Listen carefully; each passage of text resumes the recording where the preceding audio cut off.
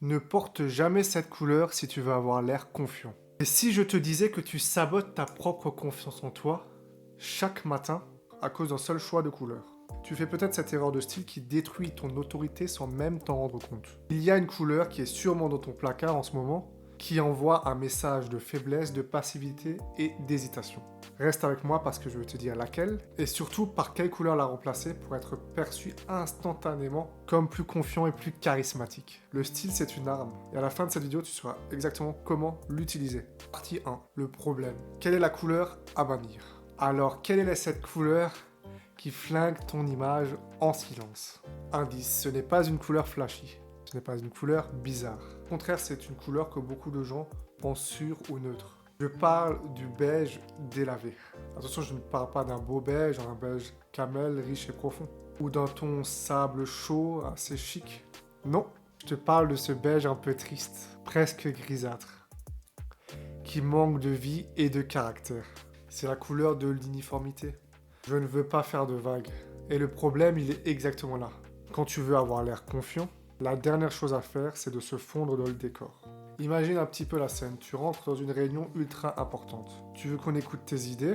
Tu es habillé tout en beige fadasse. Ton langage corporel crie « S'il vous plaît, ne me remarquez pas trop ». Cette couleur n'a aucune autorité visuelle. Elle peut donner l'impression que tu es passif, effacé, voire ennuyeux. C'est la couleur de celui qui ne prend pas de risques. Et ça laisse à penser que la personne n'est pas du genre à prendre les devants, à prendre des initiatives. Dans le monde pro, où la compétence et l'assurance sont tout, porter du beige délavé peut te coûter cher, parce qu'on pourrait penser inconsciemment que tu es quelqu'un de moins dynamique, de moins créatif, si tu portes tout le temps du beige délavé. Et dans un cadre un peu plus social, dans un premier date ou une soirée, ça peut te faire passer distant et sans passion. C'est un peu l'équivalent d'une conversation un peu plate. La psychologie des couleurs nous apprend que le ton neutre est souvent lié à l'uniformité, à un manque d'audace. Et le beige délavé, c'est le roi de cette catégorie. Il est si neutre qu'il neutralise ton charisme. La confiance, par définition, ça n'a pas peur d'être vu. Pire encore pour vous, mesdames, cette couleur peut complètement ruiner votre teint. Alors bien sûr, il existe des artifices pour ça. Le beige sans âme donne un air fatigué, terne, presque malade. Au lieu de te mettre en valeur, il absorbe ton éclat naturel et te fait paraître moins énergique. Donc si tu as une présentation capitale, un entretien, ou si tu veux simplement te sentir plus fort au quotidien, laisse ce pull beige au placard. Il est temps de le remplacer par des couleurs qui travaillent dans ton sens, pas contre toi. Les couleurs du pouvoir. Maintenant qu'on a identifié l'ennemi, passons aux alliés. Je vais te donner 3 couleurs qui sont des véritables armures. Elles ne sont pas juste belles, elles sont chargées de sens et ont un impact prouvé sur la façon dont les autres te voient. Et au final, sur la façon dont tu te sens. La couleur du pouvoir numéro 1, c'est le noir. C'est un classique, mais c'est un classique pour une bonne raison.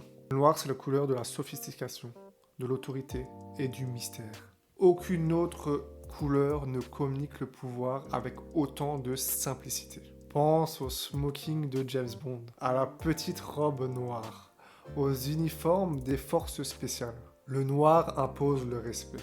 Psychologiquement, le noir est pris au sérieux.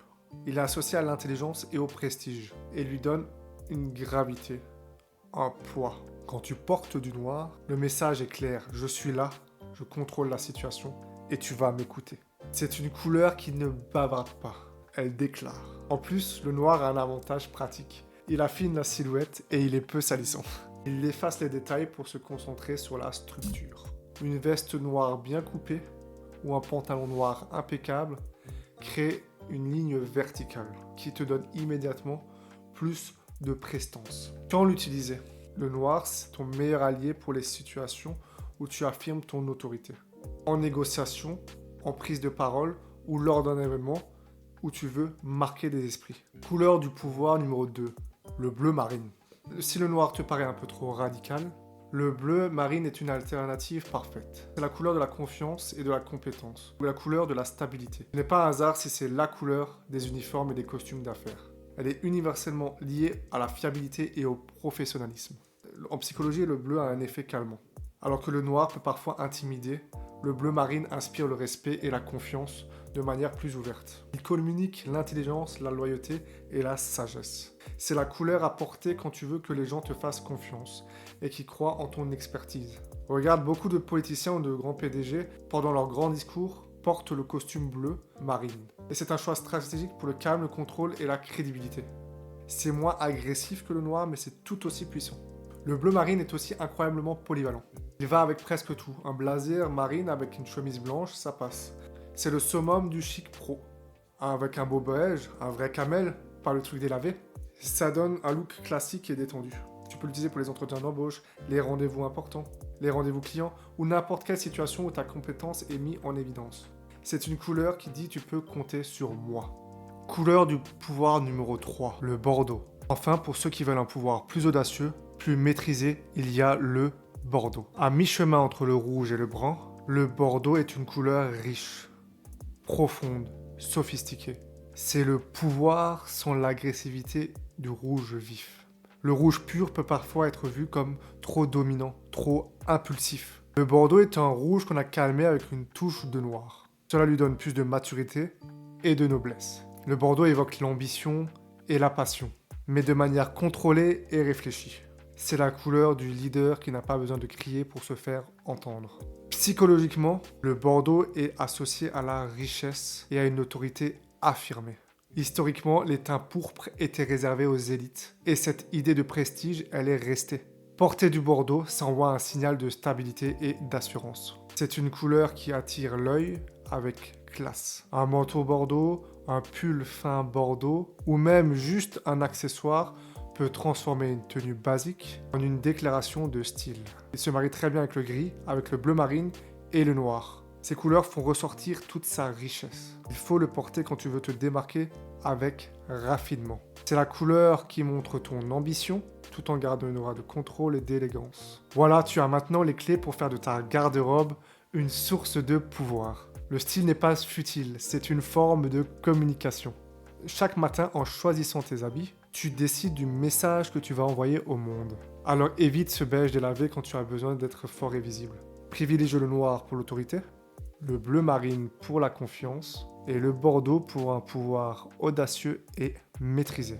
Les vêtements, bien sûr, ne font pas tout, mais ce sont des outils incroyablement puissants et efficaces pour sculpter ton état d'esprit et l'impression que tu laisses aux autres. Maintenant, tu sais comment les utiliser. Si ces conseils t'ont aidé et que tu es prêt à prendre le contrôle de ton image, mets un like pour soutenir la chaîne. Et surtout, dis-moi dans les commentaires, c'est quoi la couleur qui te donne le plus confiance en toi?